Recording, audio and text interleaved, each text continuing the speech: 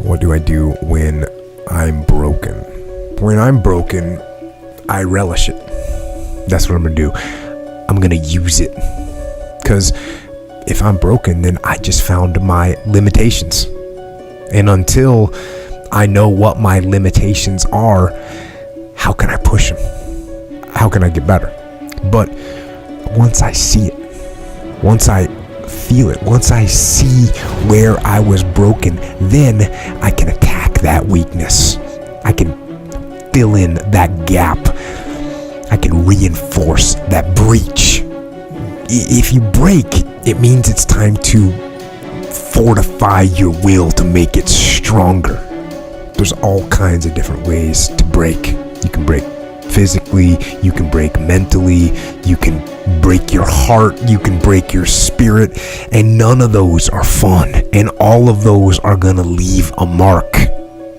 But the mark that they leave can be the mark of victory or it can be the mark of defeat. Because every time you break, and in every way that you break, while it's a chance, it's definitely a chance for you to give up and for you to just to fall apart. But there's also opportunity. There's opportunity to get stronger and get smarter and get faster and get tougher and get more stable and get more resilient and get better.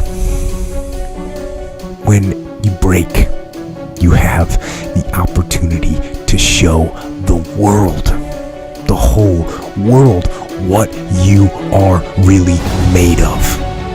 So if you break,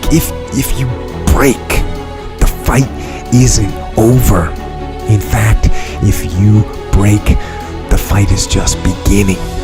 And as you crawl up and out of that dismal and wretched place,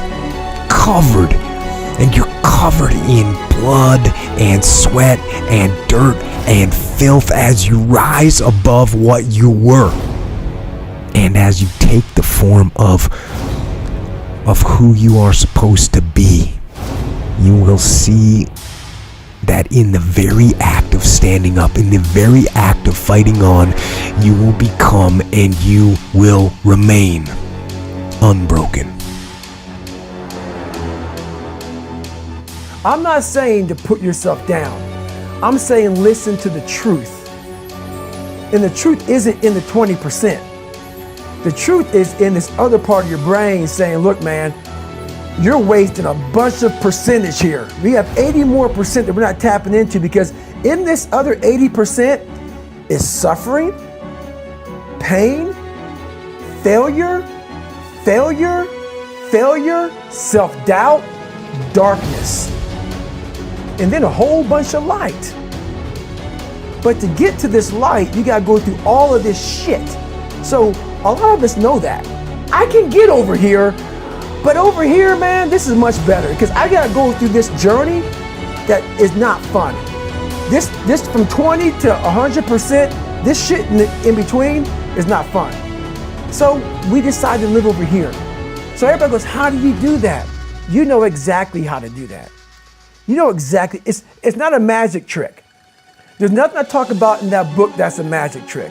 It's all back down to a very primitive mindset of we just have to do. It's like breathing. Breathing becomes normal. Like we don't even know that we're doing it. That's how you have to live your life.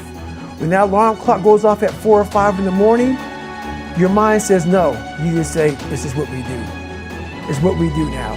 Because to get to where you want to go, the amount of pain involved, I'm not saying physical, I'm not saying you got to break yourself off. The amount of mental pain of how many times you're going to have to do something that you don't want to do to get to where you want to go is going to be, there's going to be more times you do something that you don't want to do than you are going to want to do. And that's your new norm. So then it's like breathing. And then once you do this over and over and over again, it becomes like breathing. I don't want to live this lifestyle, but to get to the other side of this, I have to. So if you really want it, you realize what trying is and what trying is not.